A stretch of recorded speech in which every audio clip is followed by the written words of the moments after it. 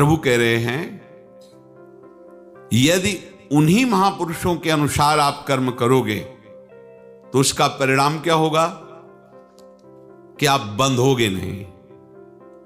कर्म भी हो रहे और कर्म सदैव जीव को बांधते ही हैं, चाहे वो शुभ कर्म हो या अशुभ कर्म हो।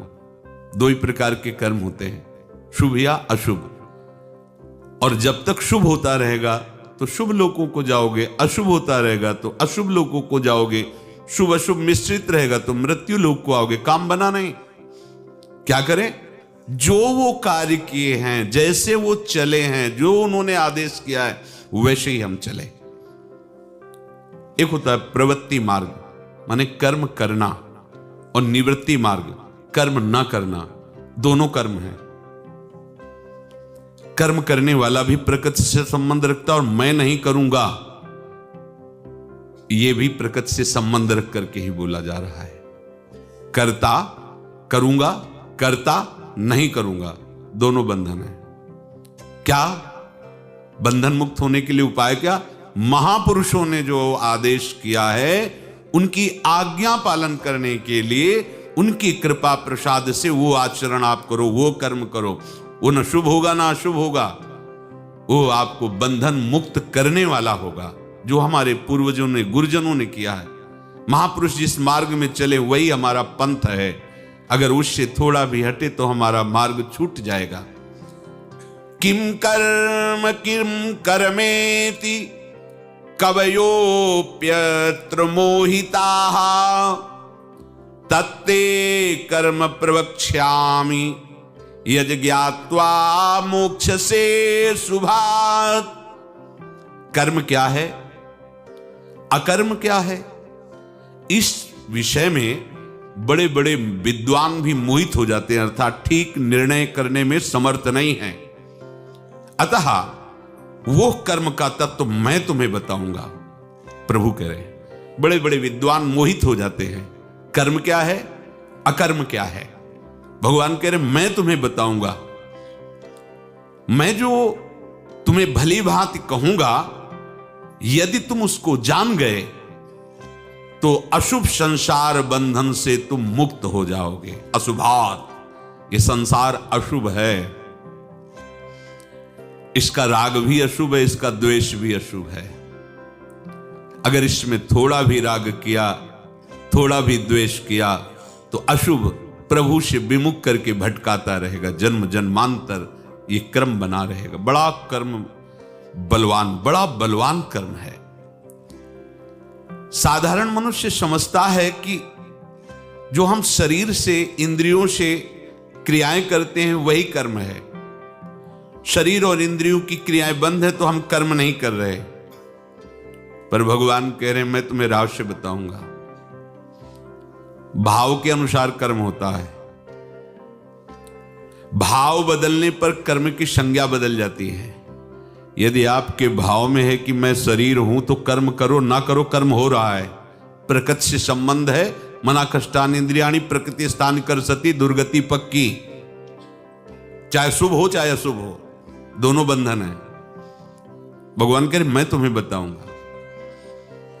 जब तक ये तुम्हारे हृदय में नहीं आएगा कि मैं प्रियालाल का हूं, तब तक कर्म ना करने पर भी तुम्हारा बंधन वैसे ही का वैसे ही बना हुआ है। समझना, यद्यपि आप वो कर्म नहीं कर रहे, पर आपका जहां से कर्म प्रकट होता उस प्रकृति से संबंध है। अब आपका जन्म मरण निश्चित है और आपने मूल में सुधार कर लिया। मैं श्यामा श्याम का हूं, मैं श्यामा श्याम का, तो मेरा जितना कुछ हो सब श्यामा श्याम का।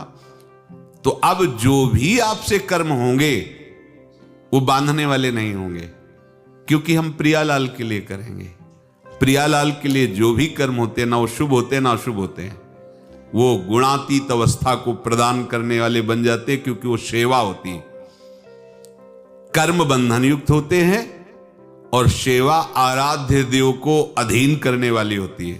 अंतराय देखो, कर्म बंधन में डालने वाले हैं और वही सेवा भावना आराध्य देव को प्रेम बंधन में बांध लेती है। ये रहस्य है। भाव बदलने पर कर्म की संज्ञा बदल जाती है। जैसे कर्म सात्विक है, पर कर्ता का भाव राजसिक या तामसिक है, तो सात्विक कर्म दिखाई दे रहा है पर उसका परिणाम राजसिक और तामसिक ही होगा। जैसे कोई प्रभु की उपासना करते नजर आ रहा है, आरती, पूजा, भोग, दीपक सब, और किसी से उसका द्वेष है, वो अंदर वो मना रहा है कि भगवान ये कब नष्ट होगा। कर्ता सात्विक कर्म करते दिखाई दे रहा है, भगवत उपासना, पर उसकी कामना तामसिक है, हिंसा प्रवृत्ति, दूसरे को दुख देने के लिए है। अब वो घोर बंधनकारी कर्म हो गया उसके लिए। परम सात्विक दिखाई दे रहा है पर परिणाम में वो बंधन कारक बन गया, वो तामस कर्म हो जाएगा। ये सूक्ष्मता है, बाहर से दिखाई दे रहा है।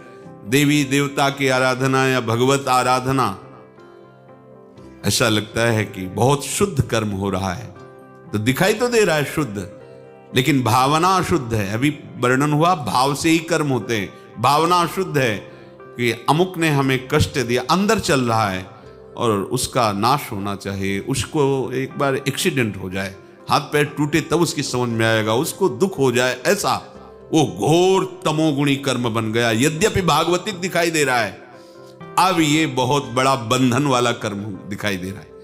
प्रगट में तो दिखाई दिया कि देखो बड़ा भगत है, भगवता, लेकिन भाव उसका अंदर क्या है, उसके द्वारा जो कर्म बना वो आसक्ति, ममता और फलेच्छा, और वो भी फलेच्छा दूसरे को दुख देने की भावना, अब वो बंध गया।